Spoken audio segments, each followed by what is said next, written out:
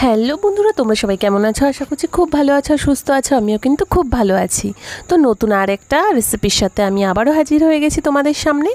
তো আজকে আমি তোমাদের করে দেখাবো যে রেসিপিটা, সেটা কিন্তু আমার দিদিমার রেসিপি, যেটা আমার মা কিন্তু আমাদের ছোটোবেলায় অনেক বানিয়েছে, আর আমরা কিন্তু এই রেসিপিটা ভীষণ পছন্দ করি বাড়ির সকলেই। তো আজকে তোমাদের সাথেও আমি একটু শেয়ার করব, আশা করছি তোমাদেরও খুব পছন্দ হবে। তো এর জন্য আমার লাগছে 500 মতো চিংড়ি মাছ, আমি যেটাকে আগের থেকে কেটে ধুয়ে রেখে দিয়েছি। আর লাগবে আমার 2টো মিডিয়াম সাইজের আলু, আমি ডুমো ডুমো করে কেটে রেখে দিয়েছি। এর পাশাপাশি আমার লাগবে আর যা যা, সেগুলো হচ্ছে একটা বড় সাইজের পেঁয়াজ আমি কুচিয়ে রেখে দিয়েছি, লাগছে 3টে কাঁচা লঙ্কা, লাগছে 1 টেবিল চামচের মতো আদা পেস্ট, লাগবে হলুদ, লাগছে জিরে গুঁড়ো, লঙ্কা গুঁড়ো, আর লবণ তো লাগবেই। তো ব্যাস এই কয়েকটা উপকরণ দিয়েই তৈরি হয়ে যাবে আজকে আমার দারুণ স্বাদের চিংড়ি মাছের বড়ার ঝোল।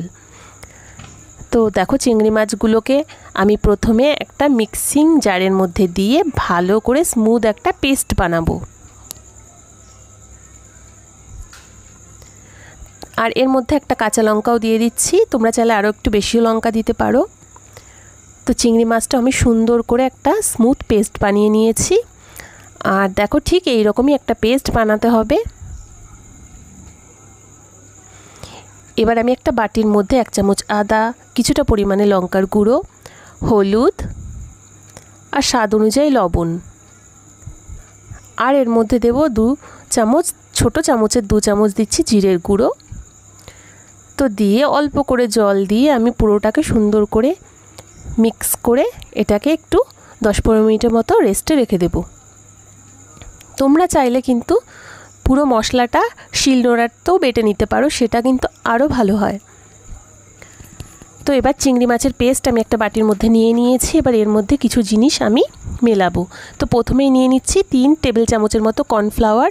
আর এটা কিন্তু আগে আটা দিয়েই করতো, তোমরা চাইলে আটাও দিতে পারো, কিন্তু আমি এখানে কর্নফ্লাওয়ার দিয়েছি। আর দিয়েছি পেঁয়াজ কুচোনো, পরিমাণ মতো হলুদ, স্বাদ অনুযায়ী লবণ।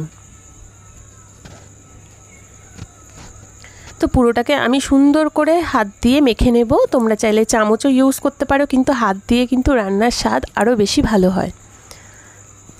তো আগে তো কর্নফ্লাওয়ার ছিল না, তো তখন কিন্তু এর মধ্যে আটাই দিতে হতো। এর মধ্যে ময়দা দিলে কিন্তু হবে না, কারণ ওটায় বড়াটা শক্ত হয়ে যাবে, আর আটা দিলে সেটা কিন্তু নরম থাকে, সেই জন্য। তো দেখো, তেলটা আমি গরমও করে নিয়েছি। এবার এর মধ্যে ছোট ছোট বড়ার আকারে আমি পেস্টগুলো দিয়ে বড়া তৈরি করে নেব। আর পুরোটা কিন্তু সর্ষের তেলেই আমি আজকে রান্নাটা করব। আর এই চিংড়ি মাছের বড়াটাও কিন্তু শুধু শুধু খেতে জাস্ট ফাটাফাটি লাগে, কারণ চিংড়ি মাছ তো যার মধ্যে দেব তারই স্বাদ বাড়িয়ে দেয়। আর এই বড়াটা তো পুরোটাই চিংড়ি মাছের পেস্ট দিয়ে তৈরি, তাহলে ভাবো তো এর স্বাদ কেমন হতে পারে। তো এক পাশ হয়ে গেছে বড়ার, আমি এবার উল্টে প্রত্যেকটা বড়াকে লাল লাল করে একটু ভেজে নেব। আর হ্যাঁ বন্ধুরা, আবারও তোমাদের একটু মনে করিয়ে দিচ্ছি, আমার ভিডিওগুলোকে দেখতে থাকবে, লাইক করবে, কমেন্ট করবে, শেয়ার করবে। আর হ্যাঁ, নতুন নতুন বন্ধুরা আমার ভিডিওগুলো দেখার পর আমার চ্যানেলটাকে সাবস্ক্রাইব করে দিয়ে অবশ্যই আমার পাশে থেকো আর আমায় একটু সাপোর্ট করো। তো দেখো, বড়াগুলো ঠিক এই রকমভাবে লাল লাল করে আমি ভেজে নেব। তো পরের বড়াগুলোকেও আমি তেলের মধ্যে ছেড়ে দিচ্ছি, সেম আগের বড়াগুলোর মতনই লাল লাল করে ভাজবো। আর এই রেসিপিটার যে এত স্বাদ তোমাদের কি বলবো, এই রেসিপিটার পাশে কিন্তু বিরিয়ানি, মাটন, চিকেন যাই থাক, একদম সাবেকিয়ানায় ভরপুর এই রেসিপির সাথে কোনো রান্নার তুলনা হয় না। তো তোমরা কিন্তু অবশ্যই এই রান্নাটা বাড়িতে একবার করবে, আর রেসিপিটা ট্রাই করার পর কেমন লেগেছে আমাকে কিন্তু একদম কমেন্টে জানাতে ভুলো না। তো দেখো, কড়াইতে কিন্তু আবারও একটু তেল দিয়ে ফোড়নে দিচ্ছি গোটা জিরে, তেজপাতা। তো দিয়ে আলুগুলোকেও আমি তেলের মধ্যে ছেড়ে দেব। তো দিয়ে এর মধ্যে পরিমাণ মতো হলুদ আর লবণ দিয়ে আলুগুলোকে আমি লাল লাল করে ভাজবো। আর এই রান্নাটা কিন্তু আমার মা আমাদের ছোটোবেলায় অনেকবার বানিয়েছে, ইনফ্যাক্ট এখনও বানায়। আর এটা আমাদের বাড়ির সকলে ভীষণ পছন্দ করে, খুব ভালোবেসে খায়। তো তো তোমরাও বানালে তোমাদের বাড়িও কিন্তু সবাই এটার ফ্যান হয়ে যাবে। তো অবশ্যই ট্রাই করে দেখো। তো দেখো আলুটা ভাজা হয়ে গেছিলো, সমস্ত মশলার পেস্ট আমি দিয়ে দিয়েছি। এবার নেড়ে চেড়ে এটাকে ঢেকে ঢেকে কষতে দেবো যতক্ষণ না পুরো মশলার থেকে তেলটা ছেড়ে যাচ্ছে। তো দেখো মশলার থেকে তেলটাও কিন্তু একদম ছেড়ে দিয়েছে। এবার এর মধ্যে আমি দিয়ে দিচ্ছি পরিমাণ মতো জল, ঝোলের জন্য যতটা প্রয়োজন আর কি। তো জলও দেওয়া হয়ে গেছে। এবার এটাকে আমি ফোটার জন্য ছেড়ে দেব। তো দেখো ঝোলটাও কিন্তু ফুটে উঠেছে। আর আমি ঝোলটা ততক্ষণ অবধি ফোটাবো যতক্ষণ না আলুটা পুরো সেদ্ধ হয়ে যাচ্ছে, কারণ বড়াটা কিন্তু খুব বেশি আগে দিলে বড়াটা একদম ভেঙে যাবে। ওর জন্য আলুটা যখন একদম সেদ্ধ হয়ে যাবে, ঝোলটা নামানোর 3 মিনিট আগে আমি বড়াটাকে দিয়ে ঝোলের মধ্যে একবার দুবার ফুটিয়ে নেব, তাহলেই কিন্তু হয়ে যাবে। তো দেখো আলুটা পুরো সেদ্ধ হয়ে গেছে। এবার বড়াগুলোকে আমি ঝোলের মধ্যে ছেড়ে দেব। এবার চিংড়ি মাছের পুরো যে ফ্লেভারটা পুরো ঝোলে কিন্তু ভালোভাবেই চলে আসবে আর খেতে দারুণ হবে। তো দেখো টকবক করে ফুটছে আমার ঝোলটা, ব্যাস 2 থেকে 3 বার ফুটলেই কিন্তু একদম রেডি।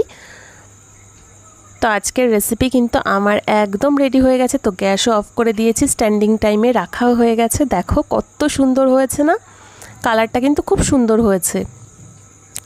তো এবার আমি একটা পাত্রে ঝোলটাকে একটু নামিয়ে নেব। আর এটাকে অবশ্যই গরম গরম ভাতের সাথেই সার্ভ করতে হবে, তাহলে কিন্তু এর স্বাদ আরও বেড়ে যাবে। তো আর অপেক্ষা না করে আমি দেখো বড়া নিয়ে একদম হাজির হয়ে গেছি তোমাদের সামনে। আর দেখতে তো খুব সুন্দর হয়েছে, খুব সুন্দর একটা সেন্টও বেরোচ্ছে আর দুর্দান্ত স্বাদ হয়। আমি আগেই টেস্ট করেও নিয়েছি।